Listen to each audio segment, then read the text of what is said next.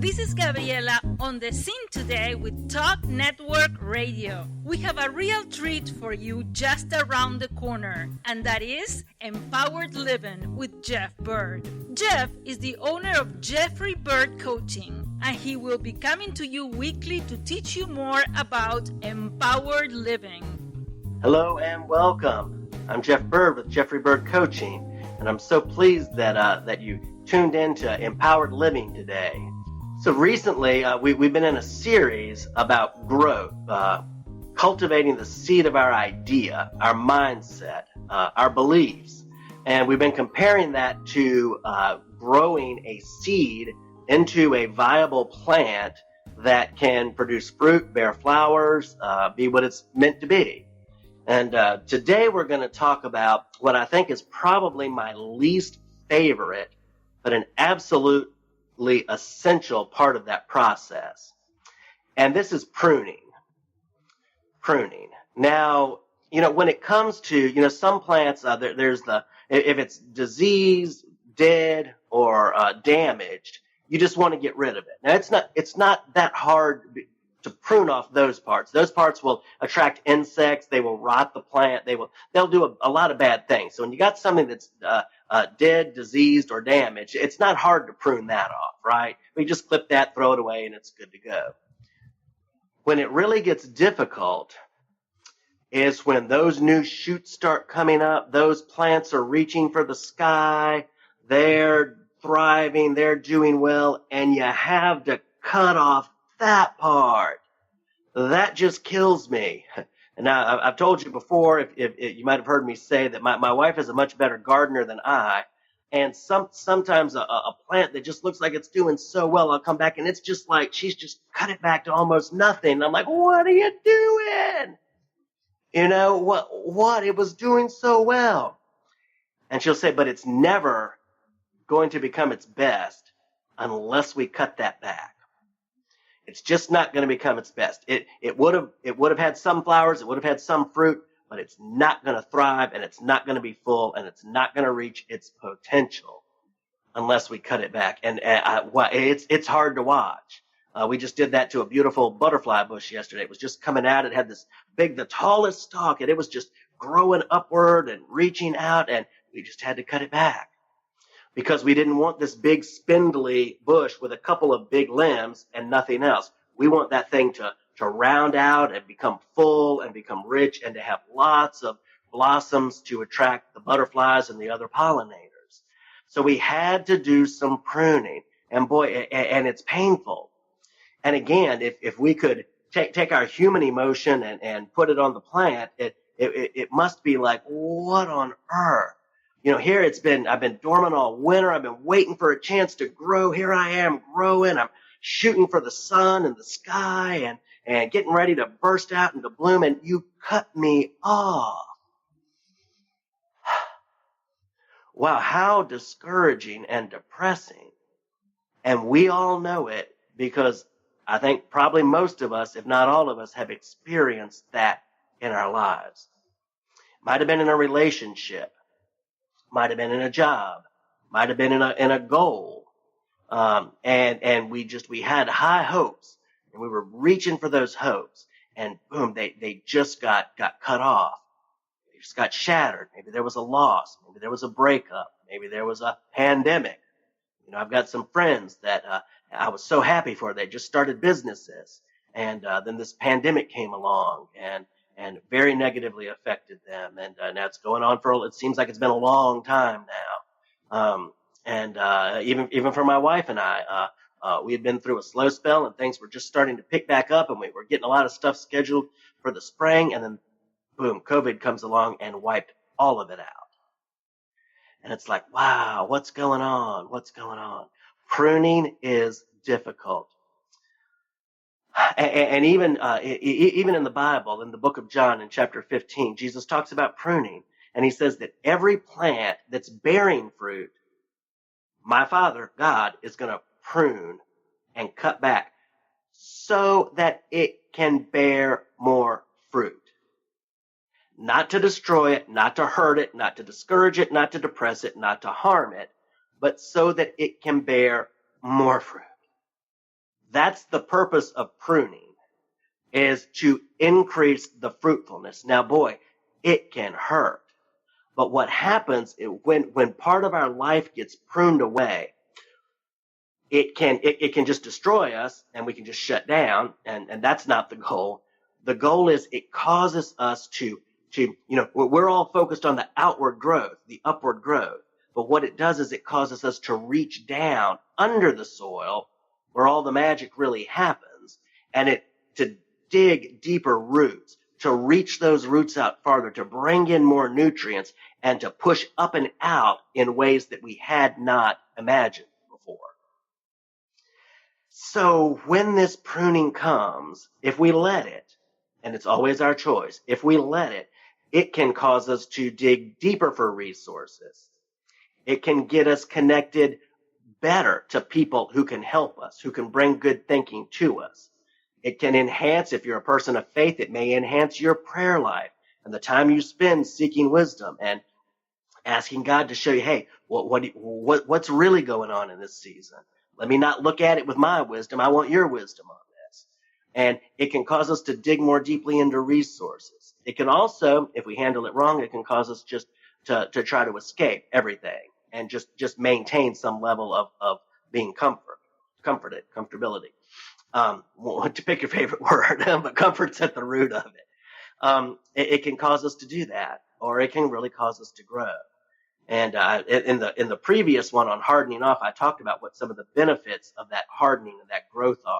But I just want to talk about the pruning, because what it can do is, and what we hope that it does, is it causes us to dig deeper, to reach out. We may be cut off from the above ground growth, right? From the outward evident growth.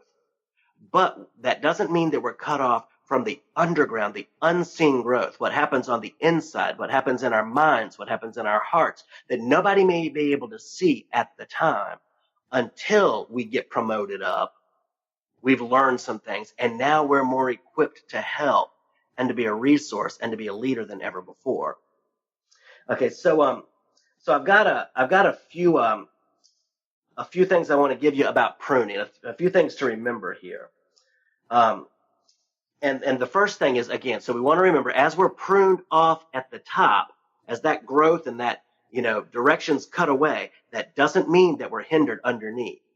I've never heard of a gardener that dug a plant up and just started cutting the roots off, right? They cut the outward manifestation off, but not the unseen growth down there, right? So what we want to, number one, as we go deeper, we take in more than we imagined was there for us. And maybe that's in time that we spend reflecting on what's happened. Maybe that's in time we spend seeking wisdom from above or from others, or reading books, or listening to podcasts, or taking classes, or discussing possibilities and opportunities with our friends. Some friends of mine, I've seen them collaborate with some other people in ways they had never thought of before, and create new resources and do new things that probably would never have happened were it not for this current pandemic that we're having. There is more than we've thought of before. When we're growing in one direction, we're only thinking about one thing, whatever that current direction is. When that gets cut off, like in pruning, then we start thinking about new directions, and often broader ones. We become more fruitful, more connected, more engaged. Okay, number two, as we, and I kind of touched on that, as we embrace the pruning and we tap into those new resources, there's just new growth. There's new ideas, right? If I'm in a tight spot and I come up with not one idea about how I might handle that, and then I get together with you and you have an idea, well, now I've got an idea and you've got an idea, so we both got two ideas, and probably as we discuss it, another idea or more will come up. Now we got multiple ideas about what to do and how to handle it, right? So there's new doors that can be opened, new opportunities that can come up. The pruning is not the end. Again, it's not cutting the roots off. It's cutting off the direction on the outside so that we can expand into multiple new directions. Okay. Number three, as we take in more, we gain the ability and vision to reach out in more ways than we have settled for. One of my wife Angie and I, we have a favorite quote that's from the Mad Hatter, and he in the movie Alice in Wonderland, he says to Alice, "You've lost your muchiness," and so we talk about being muchier, and as we take in these things, and as we get more vision, we become muchier, right? We're no longer that man of one idea. Now we're a man of multiple ideas. We don't just have one direction we're shooting in. Now we're open to multiple new directions. We've become muchier. So pruning makes us muchier. So thank you, Lewis Carroll and the Mad Hatter, and Johnny Depp too. Number 4, as we become muchier, we're able to produce more that feeds both ourselves and others. If you have a plant in your garden, say a tomato, again, those are so common. If you have a tomato and it bears like 3 tomatoes, well, you might have a nice salad with somebody. If it bears just a bush full of tomatoes, now you can have a bunch of nice salads, and you can give some to somebody else and they can have nice salads. So it pays to be branching out in more directions. And sometimes those directions aren't clear yet. I feel that way personally right now. Sometimes there's a waiting stage as we're being pruned. But because the new growth is not instantaneous, it takes some time, but you'll start seeing those little new branches come up and start growing and start bearing fruit. And at that time, you may see what the purpose was for the pruning all along. It may not be evident up front and immediately. And also, number 5, and this is the last one, we may become promoted and more sought after. As we develop good thinking in the difficult times, in the pruning times, as we develop our roots, as we develop new growth, as we develop more fruit, we may become more sought after. It's like, wow, this guy, this girl, boy, they're responding pretty well. Somebody might come along and say, hey, I'd like a pint of what you're drinking. What's going on? We might produce something new. We might write a book. We might, there's no telling to what we might do that helps other people. And people might be like, wow, this is good. This is good. I hope some of the things I'm sharing about this as I've been thinking about them, you think, wow, that's encouraging. That would encourage me to know that you've been encouraged.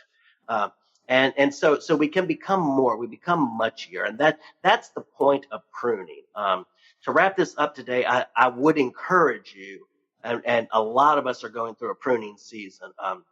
There's no denying that. But as we're pruning, just think back on that verse in John where Jesus says, everybody that's bearing fruit, if you've got some good coming out, it's going to get pruned so that you can bear more fruit. And the whole purpose, don't get stuck. Please don't get stuck.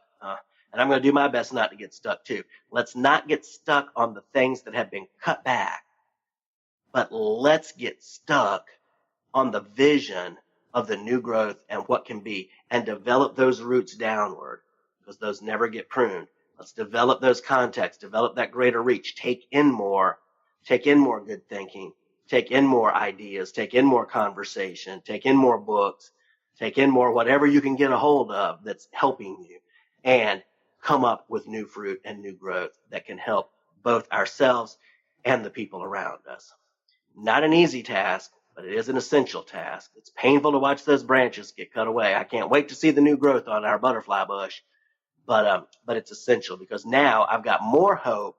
Even though I don't see that growth, I have more hope for a beautiful, thick, rich, full butterfly bush and more butterflies in the garden than I did before we cut it back, which is the very reason that we cut it back, because we had a vision of what lay ahead and would come out of the pruning process.